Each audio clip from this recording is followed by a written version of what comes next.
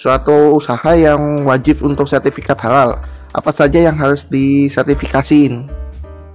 Ya, yang disertifikasi ya produknya. Dalam sertifikat halal itu ada keterangan dia produsennya siapa, nama produknya apa, dan ini diproduksi di mana.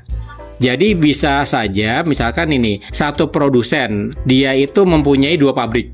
Nah, 2 pabrik itu memproduksi produk yang sama. Misalkan mie cecep rasa ayam diproduksi di Bandung dan mie cecep rasa ayam diproduksi juga di Surabaya. Tapi yang disertifikasi halal cuma di Bandung saja. Mereka nanti akan kerepotan karena kan mereka kan ngurus izin BPOM juga ya. Nah, yang di sana juga harus sertifikasi halal juga karena yang di Bandung itu tidak menjamin di Surabaya itu sama. Ada sanksi nggak sih buat nggak sertifikat halal? Sanksi ya pertama ya, kalau misalkan dia tidak sertifikasi halal sampai dengan batas waktu yang ditentukan pasti penarikan produk. Tidak boleh jualan lah intinya. Yang kedua sanksi itu kalau dari sisi pemerintah ya. Kan kemarin kan ada ini apa sih namanya apa? Ya marshmallow kemarin. Marshmallow itu sudah bersertifikat halal. Oke, ini pertanyaan beda ya. Ini marshmallow sudah bersertifikat halal, tapi ternyata ada dia di produk dengan batch tertentu, tidak semuanya dengan batch tertentu ternyata ada kandungan babinya. Nah, ini oleh pemerintah kan akhirnya yang batch itu akhirnya harus ditarik lagi, dimusnahkan dan nanti akan diinvestigasi di sana. Kok bisa terjadi seperti ini? Itu yang dari sisi pemerintah adalah seperti itu ya, peredaran produk Anda pasti akan terganggu. Yang kedua adalah sanksi sosial dari masyarakat. Kalau sudah ketahuan Anda tidak halal, kecuali jelas-jelas ya di sini restoran babi, ada orang bilang ini halal nggak ya, itu bodoh ya. Itu mah beda sih. Tapi kalau misalkan di sini sorry to say Japanese food atau Chinese food, ternyata di sini misalkan Japanese food dia kan misalkan sushinya itu kecap asinnya ternyata dikasih mirin. Orang-orang ngira bahwa itu halal kan, namanya juga nasi sama ikan. Iya.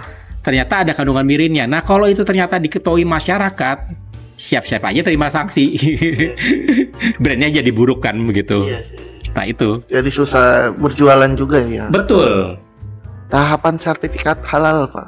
Tahapannya, yang pertama pasti adalah kita implementasi sistem dulu. Implementasi sistem kalau saya bantu perusahaan itu pasti dari identifikasi bahan baku dulu, kehalalan bahan baku. Kita list seluruh daftar bahan bakunya. Di situ bahan baku bahan itu termasuk ini ya. Dia ngebersihinnya pakai apa? Misalkan dia ngebersihin piringnya pakai apa? Sampai ke situ kemasan produknya itu pakai apa? Kita list semuanya dan kita cari data halalnya. Kalau ada yang tidak halal kita laporkan, atau bukan tidak halal, maaf. Kalau ada yang diragukan, artinya produk ini produk olahan, bahan baku olahan, misalkan kecap manis atau saus sambal atau apalah produk bahan baku olahan lainnya dan tidak punya sertifikat halal, itu kita mesti kasih tahu ke ownernya. Ini mesti diganti yang punya sertifikat halal kalau mau lebih aman. Nah, setelah bahan baku itu sudah, tahapannya ya kita bentuk tadi, kita bikin tim halalnya, kita adakan pelatihan supaya orang di sana tahu persyaratannya apa saja. Nah, kita lakukan prosesnya, ya buatin SOP produksi gimana, pembelian bagaimana, pencatatannya pun juga harus dilakukan. Sampai nanti kita ajukan data ini ke BPJPH melalui tadi ptsp.halal.go.id. Kita ajukan seluruh datanya, nanti mereka verifikasi.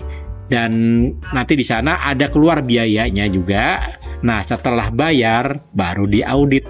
Nanti auditor akan memeriksa buktinya yang kita lampirkan di situ sudah sesuai atau belum. Kalau ada yang tidak sesuai, itu jadi temuan audit. Nah, kita beresin temuan auditnya. Nanti dari situ auditor akan melaporkan ke lembaganya dia, dan lembaganya akan melaporkan ke MUI. MUI terima data, mereka menyatakan bahwa produk ini halal.